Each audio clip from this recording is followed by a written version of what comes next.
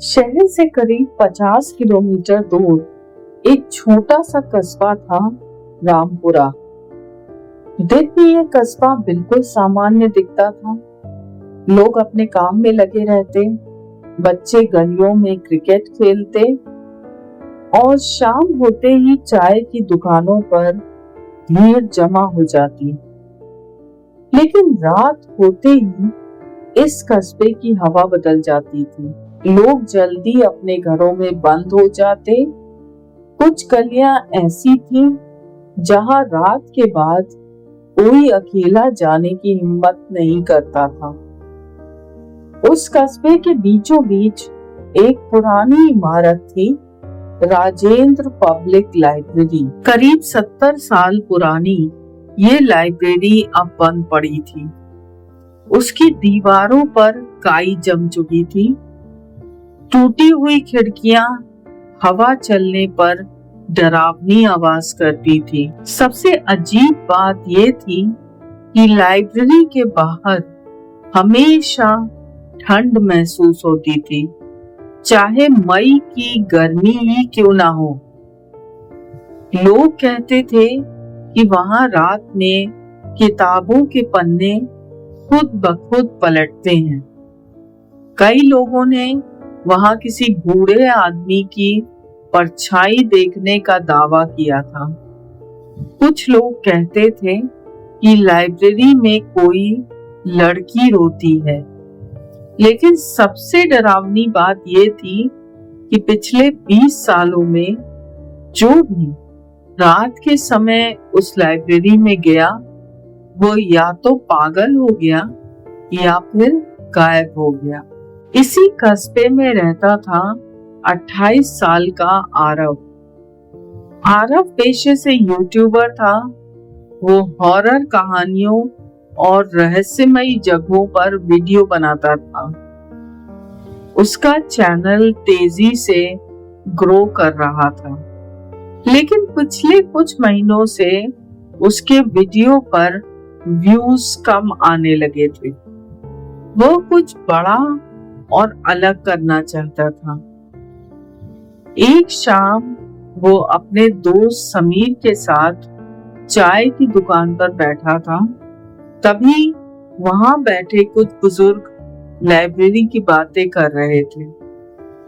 कल रात फिर वहां रोशनी दिखी थी। एक बूढ़ा आदमी धीरे से बोला।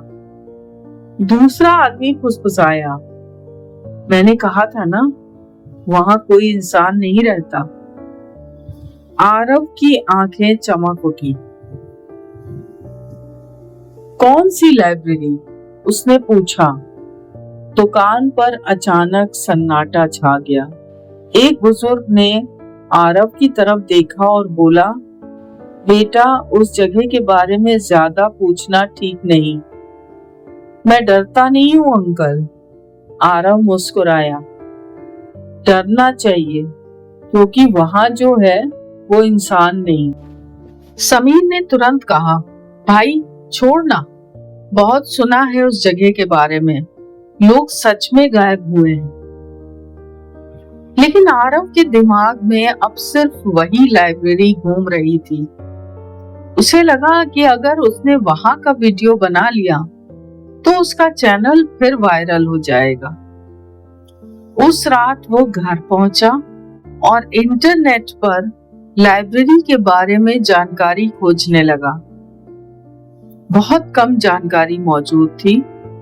सिर्फ एक पुराना अखबार मिला जिसमें लिखा था कि 1998 में लाइब्रेरी के मालिक प्रोफेसर देवेश त्रिपाठी की रहस्यमयी मौत हो गई थी। उसके बाद लाइब्रेरी बंद कर दी गई। लेकिन एक बात अजीब थी, अखबार में मौत की वजह नहीं लिखी थी। आरव जितना पढ़ता गया उतनी उसकी जिज्ञासा बढ़ती गई। अगले दिन उसने फैसला कर लिया, वो रात में लाइब्रेरी जाएगा। समीर ने बहुत मना किया, लेकिन आखिरकार दोस्ती के कारण वो भी साथ चलने को तैयार हो गया। रात के 11:30 बजे दोनों कैमरा, टॉर्च और माइक्रोफोन लेकर लाइब्रेरी की तरफ निकल पड़े। सड़क लगभग खाली थी। दूर कहीं कुत्तों के भौंकने की आवाज आ रही थी। जैसे जैसे वे लाइब्रेरी के पास पहुंच रहे थे, हवा ठंडी होती जा रही थी। समीर ने कांपते हुए कहा, भाई सच बता रहा हूँ, मुझे अच्छा नहीं लग रहा। आरव कैमरा ऑन करते हुए बोला, दोस्तों, आज हम पहुंचे हैं रामपुरा की सबसे डरावनी जगह, राजेंद्र पब्लिक लाइब्रेरी। कहते हैं कि यहाँ रात में आत्माएं घूमती हैं। आज हम सच जानेंगे। लाइब्रेरी का बड़ा लोहे का गेट आधा टूटा हुआ था। आरव ने धक्का दिया तो वह जोरदार आवाज के साथ खुल गया। अंदर घुप अंधेरा था। जैसे ही दोनों अंदर पहुंचे, एक अजीब सी बदबू उनके नाक में घुस गई। ऐसा लग रहा था जैसे पुराने कागज और सड़ी हुई लकड़ी की गंध हवा में मिली हुई हो। दीवारों पर लगी पुरानी तस्वीरें धूल से ढकी हुई थी। कई जगह मकड़ी के जाले लटक रहे थे। समीर ने धीरे से कहा, जल्दी वीडियो बनाकर निकलते हैं। तभी ऊपर की मंजिल से किसी चीज के गिरने की आवाज आई। धड़ाम। दोनों डर कर रुक गए। कोई है ऊपर, समीर फुसफुसाया।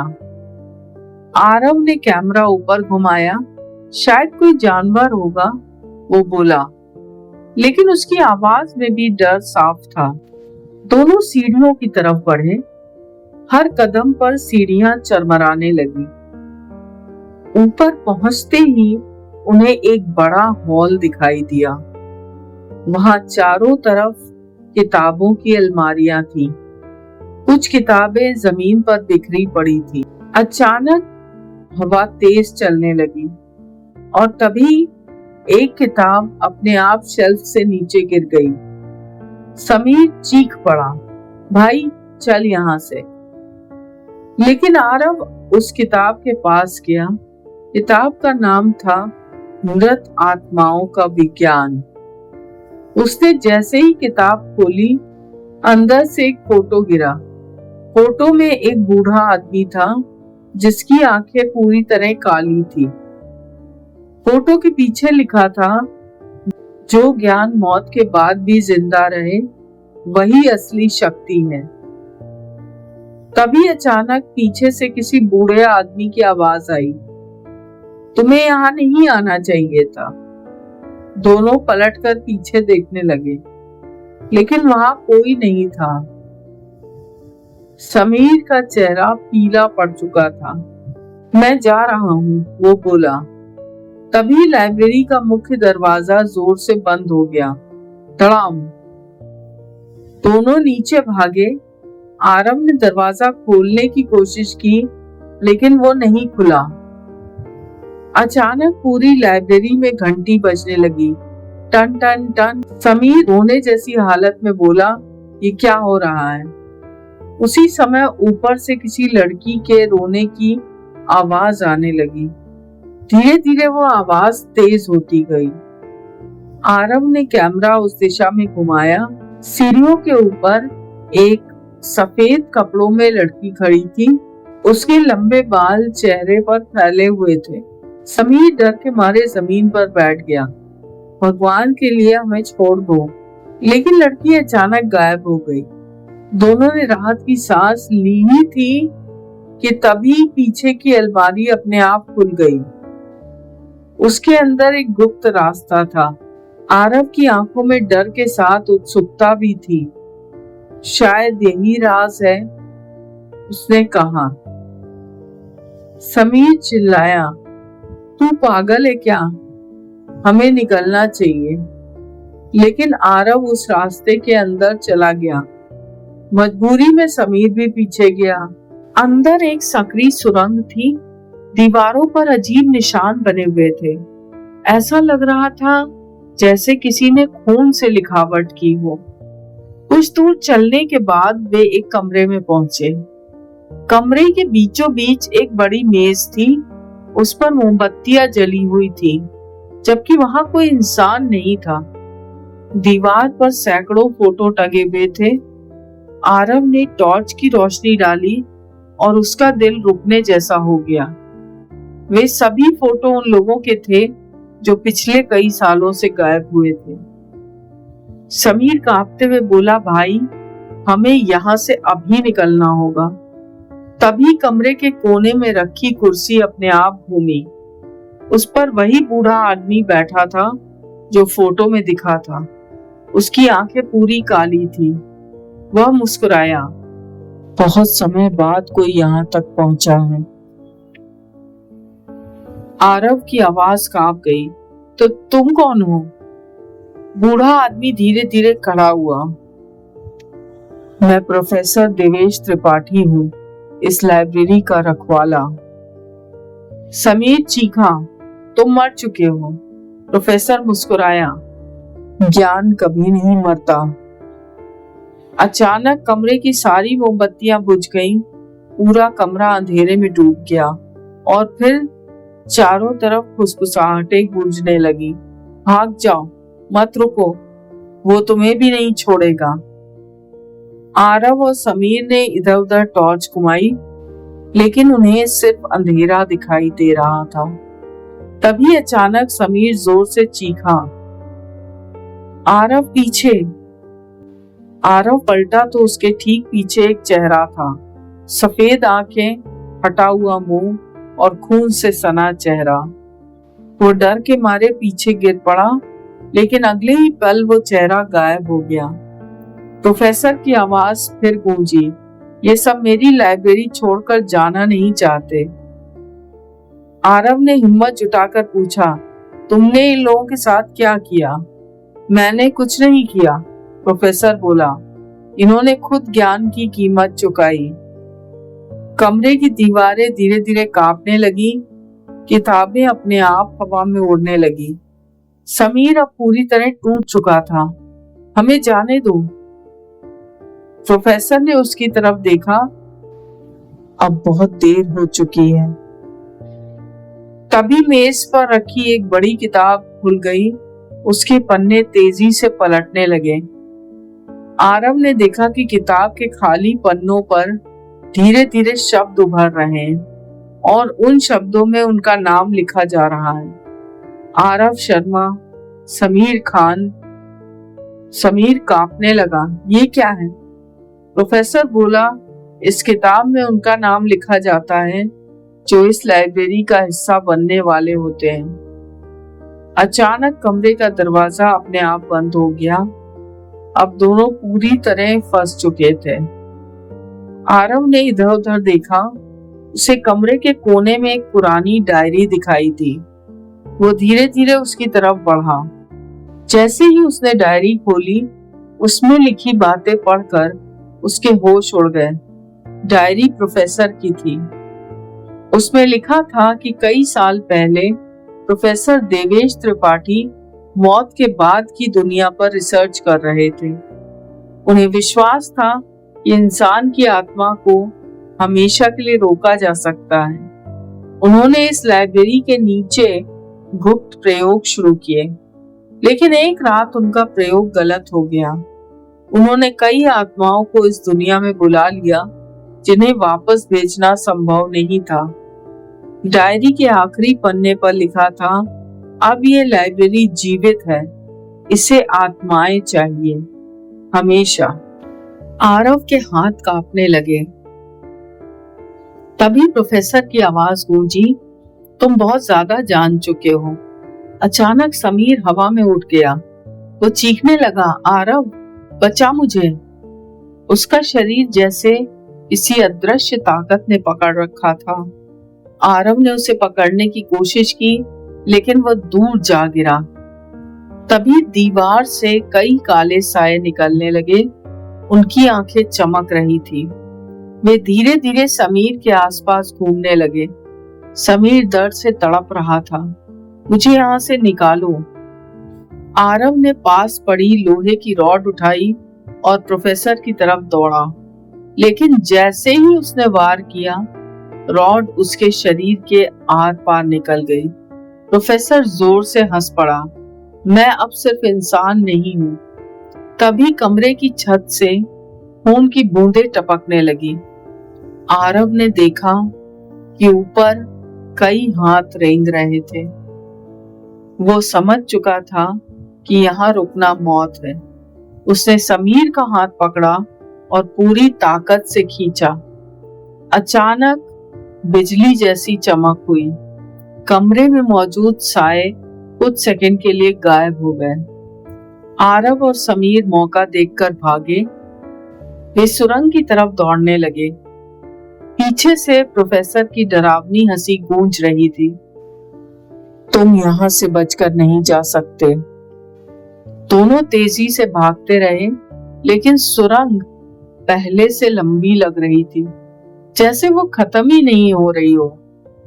समीर हांफते हुए बोला, हम गोल गोल घूम रहे हैं।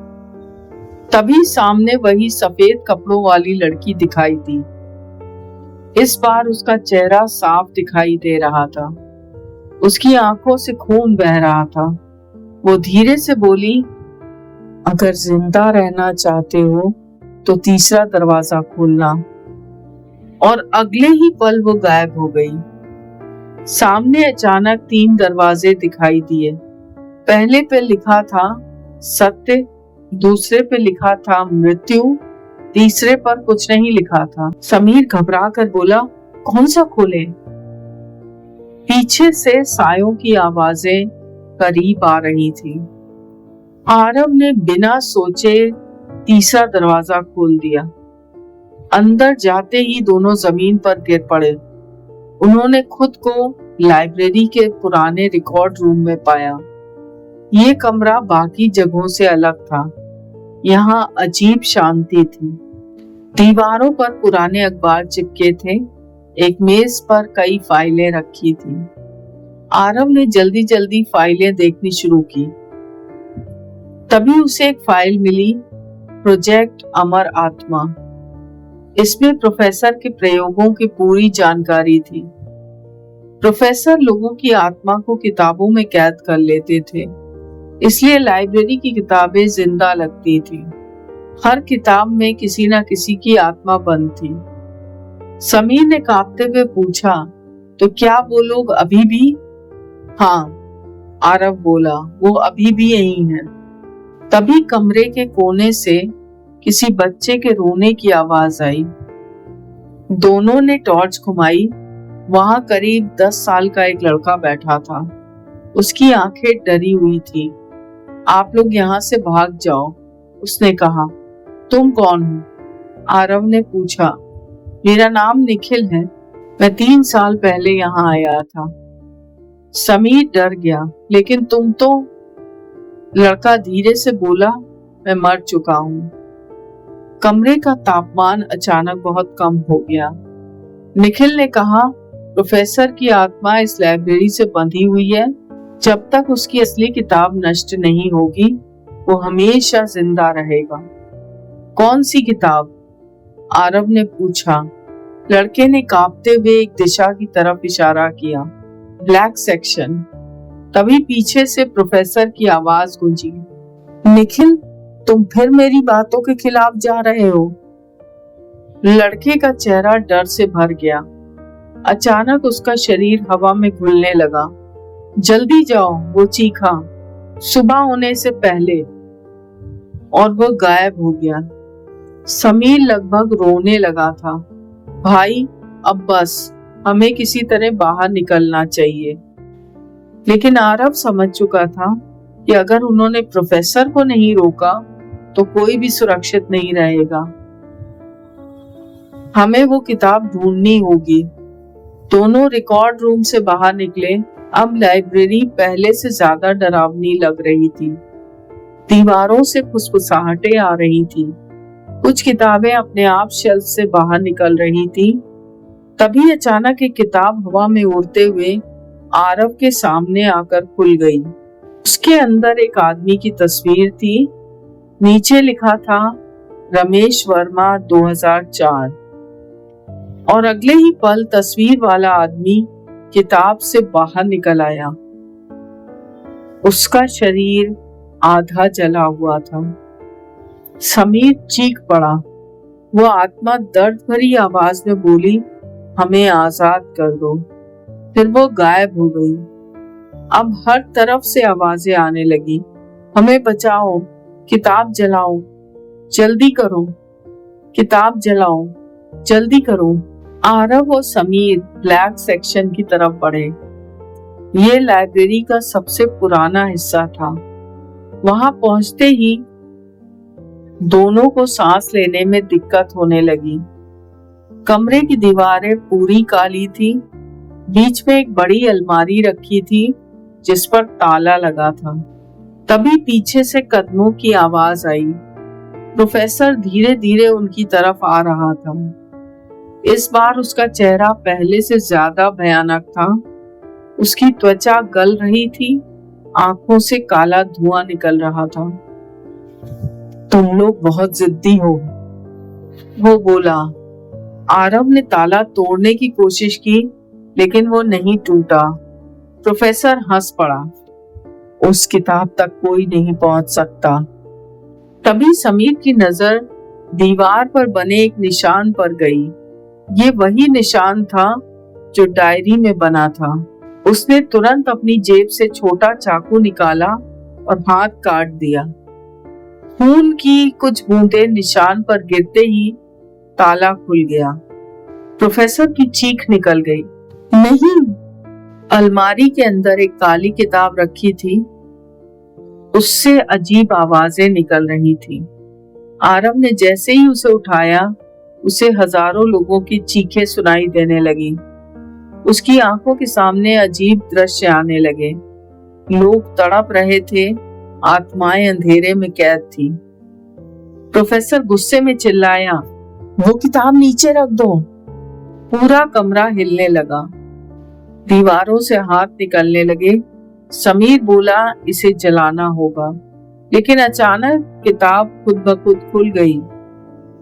उसके आखिरी पन्ने पर आरव की तस्वीर दिखाई दी। नीचे लिखा था, अगला रखवाला। आरव का दिल जोर से धड़कने लगा। प्रोफेसर मुस्कुराया, अब समझे, लाइब्रेरी हमेशा नया रखवाला चुनती है। अचानक काले साए आरव की तरफ बढ़ने लगे। उसके दिमाग में आवाजें गूंजने लगी, यहीं रहो, ज्ञान अमर है, तुम चुने गए हो। आरव को लगने लगा जैसे उसका दिमाग किसी और के कंट्रोल में जा रहा है। तभी समीर ने उसे जोरदार थप्पड़ मारा। होश में आ। आरव की तंद्रा टूटी। समीर ने लाइटर निकाला, जल्दी।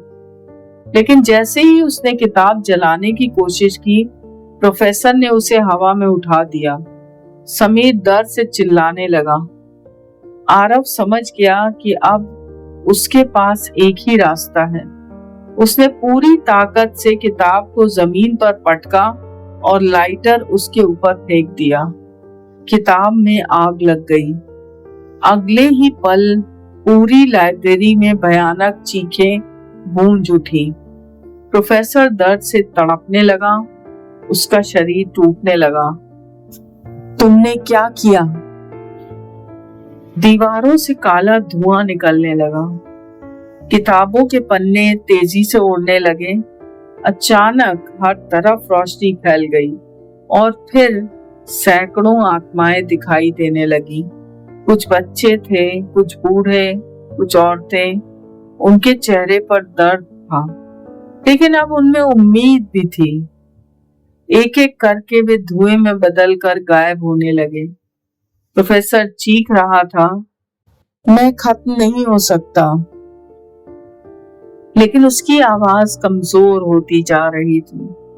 आखिरकार उसका शरीर राख में बदल गया। लाइब्रेरी जोर जोर से कांपने लगी। समीर चिल्लाया, भागो। दोनों तेजी से बाहर की तरफ दौड़े। पीछे पूरी इमारत टूटने लगी थी। वे जैसे तैसे मुख्य दरवाजे तक पहुंचे और बाहर कूद गए। अगले ही पल पूरी लाइब्रेरी आग की लपटों में घिर गई। दोनों जमीन पर गिरकर हांफने लगे। कुछ देर बाद सब शांत हो गया।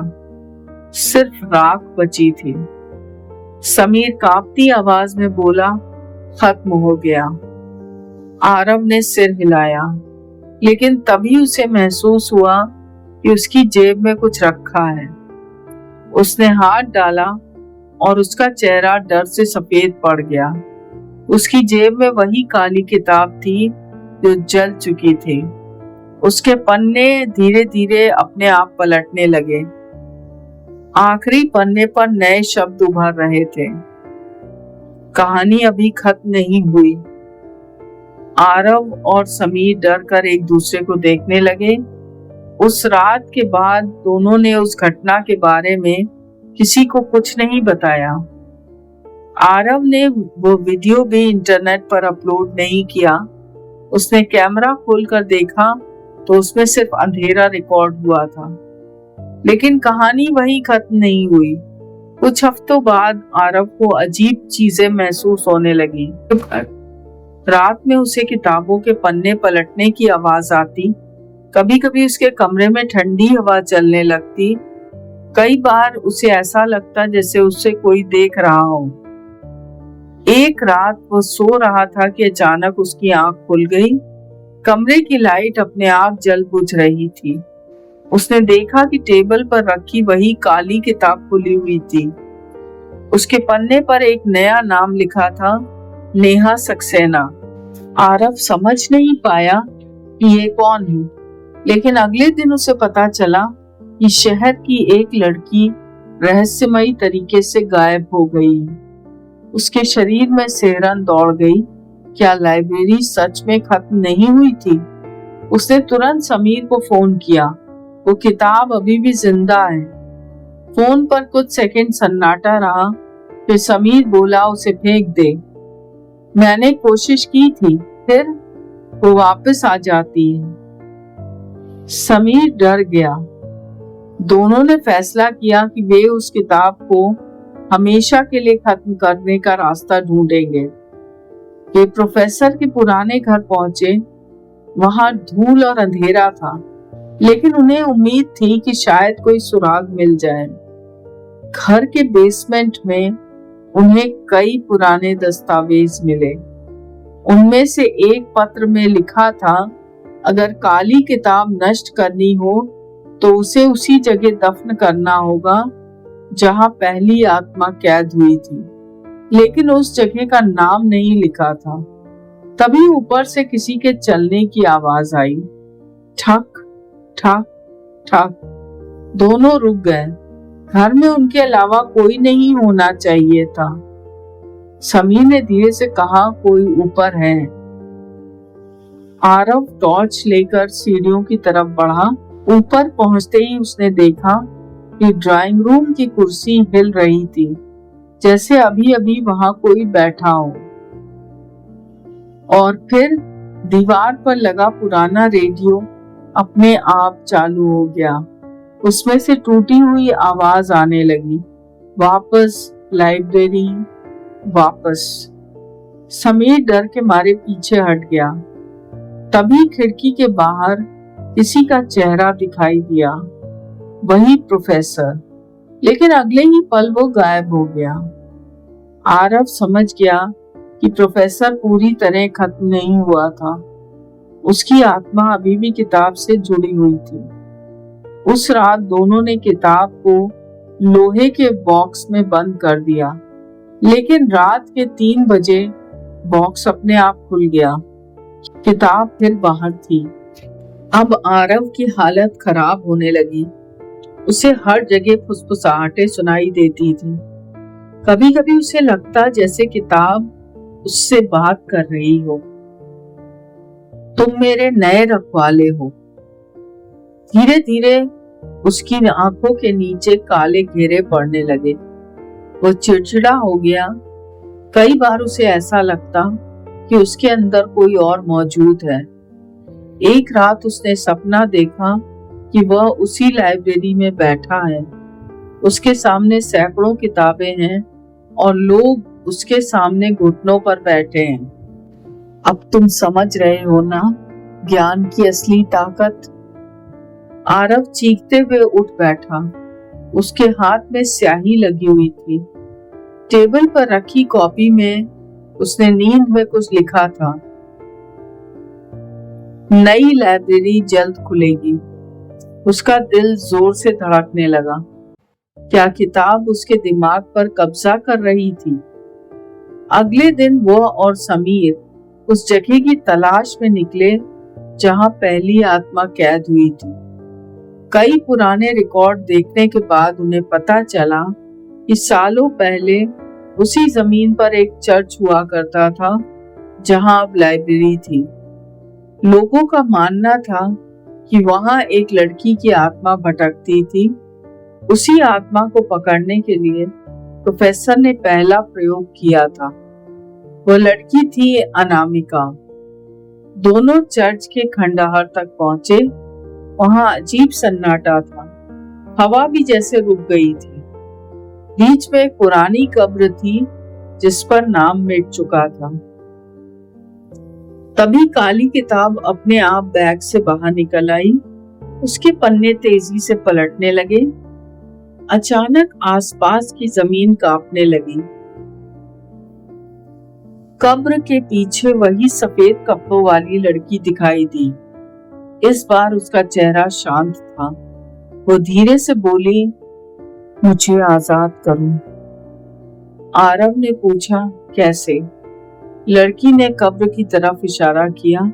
किताब को यहाँ दफन करो और उसका आखिरी पन्ना फाड़ दो। लेकिन तभी हवा में काला धुआं फैल गया। प्रोफेसर फिर प्रकट हो गया। अब उसका चेहरा पहले से ज्यादा खतरनाक था। उसका आधा शरीर धुएं में बदल चुका था। मैं तुम्हें ऐसा नहीं करने दूंगा। चारों तरफ काले साए घूमने लगे। जमीन से हाथ निकलने लगे। समीर ने कांपते हुए कहा, जल्दी कर। आरव ने किताब खोली। आखिरी पन्ने पर इस बार सिर्फ एक लाइन लिखी थी, जो इसे खत्म करेगा उसकी आत्मा इसकी जगह लेगी। समीर चौंक गया। मत कर। लेकिन आरव समझ चुका था कि अगर उसने ये नहीं किया तो किताब कभी खत्म नहीं होगी। उसने गहरी सांस ली और आखिरी पन्ना फाड़ दिया। अचानक पूरी जगह पर तेज रोशनी फैल गई। प्रोफेसर दर्द से चीखने लगा, नहीं। काली किताब जलने लगी। उसके अंदर से हजारों आवाजें निकल रही थी। अनामिका की आत्मा मुस्कुराई। धीरे धीरे बाकी आत्माएं भी दिखाई देने लगी। वे सभी आजाद हो रही थी। लेकिन तभी आरव के शरीर में तेज दर्द उठा। उसकी आंखें काली होने लगी। समीर डर गया। आरव घुटनों पर गिर पड़ा। उसे लग रहा था जैसे कोई ताकत उसकी आत्मा खींच रही हो। अनामिका उसके पास आई। तुमने सबको बचा लिया, उसने कहा, लेकिन इसकी कीमत? आरव मुस्कुराया। अगर इससे सब खत्म हो जाएगा तो ठीक है। अचानक तेज हवा चली। किताब राख में बदल गई। प्रोफेसर की आखिरी चीख गूंजी और वो हमेशा के लिए गायब हो गया। कुछ सेकंड बाद सब शांत हो गया। समीर ने देखा कि आरव जमीन पर बेहोश पड़ा है। उसने तुरंत उसे उठाया। धीरे धीरे आरव की आंखें खुली। वे अब सामान्य थी। समीर की आंखों में खुशी आ गई। तो ठीक है? आरव ने कमजोर मुस्कान दी। शायद अब सब खत्म हो गया। कुछ महीनों बाद रामपुरा की जिंदगी फिर सामान्य हो गई। लोग उस लाइब्रेरी को भूलने लगे। जहां कभी वो इमारत थी, वहां अब सिर्फ खाली जमीन थी। आरव ने हॉरर वीडियो बनाना बंद कर दिया। अब वो सामान्य जिंदगी जीना चाहता था। लेकिन एक रात जब वो अपने कमरे में बैठा था, उसे अचानक वही पुरानी आवाज सुनाई दी, पन्ने पलटने की आवाज। उसने धीरे से पीछे देखा। उसकी टेबल पर एक नई किताब रखी थी, काली जिल्द, बिना नाम की, और उसके पहले पन्ने पर लिखा था, ज्ञान कभी नहीं मरता।